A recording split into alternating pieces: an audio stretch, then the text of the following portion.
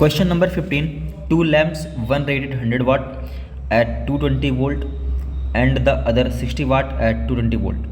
मतलब जो दो लैंप हमारे पास, एक पे लिखा हुआ है 100 वाट और ये जो पावर कंज्यूम हुई है ये यूज़ हुई है 220 वोल्ट पे, दूसरे की पावर है 60 वाट और ये 60 वाट पावर तब कैलकुलेट की गई थी जब वोल्टेज था 220 वोल्ट।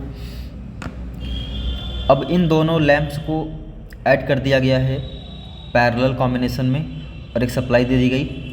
तो और जो सप्लाई दी गई है इस बार वो भी 220 वोल्ट की ही है। तो कितना करंट सप्लाई से निकलेगा हमें ये बताना है, ठीक है।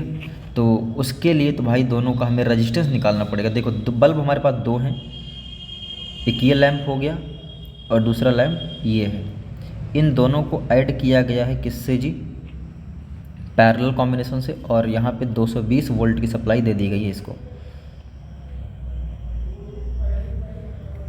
220 वोल्ट की सप्लाई दी गई है। इसको हम लोग पहले वाले लैंप के रेजिस्टेंस को R1, दूसरे वाले लैंप के रेजिस्टेंस को R2 मान लेते हैं। तो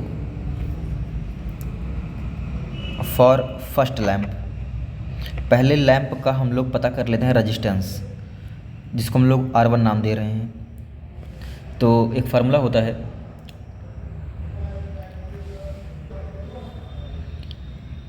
P equals to VI, P equals to I²R और P इक्वल्स टू V²/R। तो इसमें हमारे काम कौन सा आएगा? तीसरा वाला, सॉरी यहाँ पे P लिखना था, बिल्कुल तीसरा वाला फार्मूला काम आएगा, क्योंकि पावर दी गई है 100 वाट, वोल्टेज किस वोल्टेज पर? 220 वोल्टेज पर रेजिस्टेंस निकालना है। तो R इक्वल्स टू हो जाएगा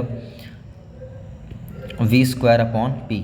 तो पोटेंशियल डिफरेंस कितना? 220। पोटेंशियल डिफरेंस मतलब ये जो 100 वाट की पावर कंज्यूम हुई थी, ये कंज्यूम हुई थी जब पोटेंशियल डिफरेंस 220 वोल्ट था। इसका स्क्वायर और अपॉन पावर कितनी है? 100। तो कितना आ जाएगा ये?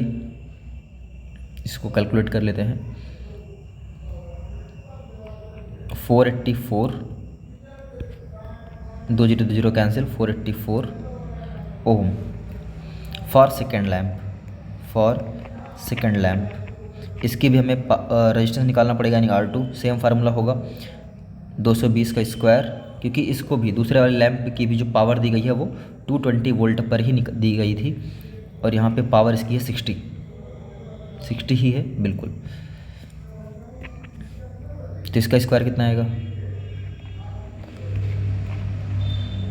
0 0 कैंसिल। और इसको हम लोग सॉल्व नहीं करेंगे, मतलब छोड़ दो इसी हालत पे इसको। 484 0/6। अब निकालते हैं इक्विवेलेंट रेजिस्टेंस। क्या निकाल लिया जाए? देखो जब ये ऐड हो जाएगा पैरेलल तो इसका इक्विवेलेंट रेजिस्टेंस निकालना पड़ेगा। निकालते हैं। Let the equivalent resistance be R। क्या मान लिया जाए? R मान लिया जाए। तो 1/R equals to 1/R1 plus 1/R2। तो R1 कितना आया था? R1 आया था 484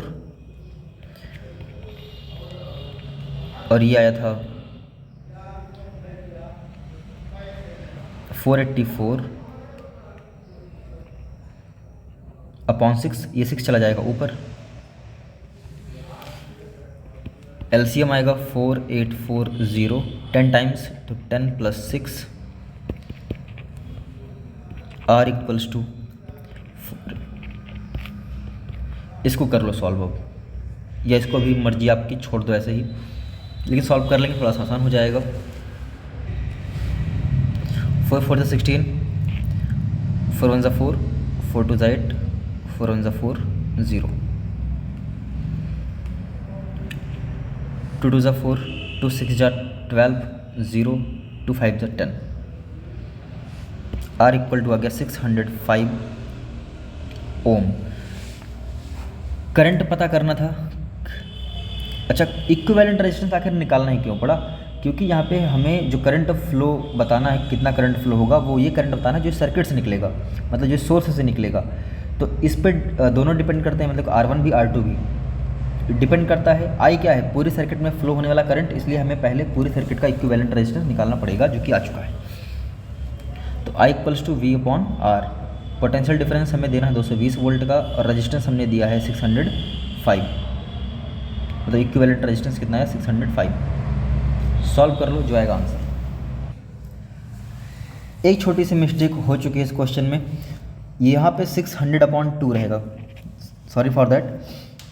तो 600 अपॉन 2, इससे क्या होगा जी 220 मल्टीप्लाई बाई 2 अपॉन 605।